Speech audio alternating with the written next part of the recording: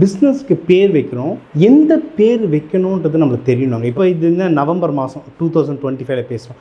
இந்த டைமில் பாருங்களேன், ரவி, ரோஷன், ஜெய் இந்த நேமில் வரவங்கலாம் கொஞ்சம் கஷ்டப்பட்டுட்டு இருப்பீங்க. ஏன்னா இது வந்து சூரியன், செவ்வாய் இதெல்லாம் வருது. இந்த கிரகத்தில் இருக்கவங்களுக்கு லைட்டாக நேரம் சரியில்லை, சரிங்களா? இப்போ இது வந்து யாருன்னு எனக்கு தெரியாது, ஆனால் இந்த பேர்களை வச்சு எப்படி சொல்கிறேன், ஏன்னா இந்த பேர் இந்த கிரகம்ன்றது தெரியும், இதில் இவங்க இந்த கஷ்டப்படுவாங்கன்றது தெரியும். அதே மாதிரி தான் நீங்கள் ஒரு பிஸ்னஸ் நீங்கள் ஆரம்பிக்கிறீங்கன்னா ஏதோ ஒரு பேர் வச்சுன்ற மாதிரி இருக்கக்கூடாது. உங்கள் கிரகத்துக்கு நீங்கள் இப்போ தொழில் செய்கிறீங்கன்னா உங்கள் தொழில் ஸ்தானத்துக்கு எந்த கிரகம்லாம் கனெக்ட் ஆகுது, எந்த கிரகம் உங்கள் தொழில் ஸ்தானத்துக்கு பணம் தருது அப்படின்னா அதுக்கேற்ற மாதிரி இருக்கணும். இப்போ வந்து உங்கள் தொழில் ஸ்தானத்தில் சூரியன் இருக்குது, இல்லை சிம்மம் தான் உங்கள் தொழில் ஸ்தானம்னா அதுக்கேற்ற மாதிரி ரவி இல்லை ராஜா அந்த மாதிரி அதுக்கேற்ற பேர் வைக்கணும். ஸோ ஒரு பிஸ்னஸ் ஸ்டார்ட் பண்ண போகிறீங்க, இந்த பிஸ்னஸ் தான் அடுத்து உங்கள் வாழ்க்கை. ஸோ ஜோதிடரை பார்த்து ஒரு தடவை எந்த பேர் வச்சா கரெக்டாக இருக்குன்றதை செக் பண்ணி வைங்க.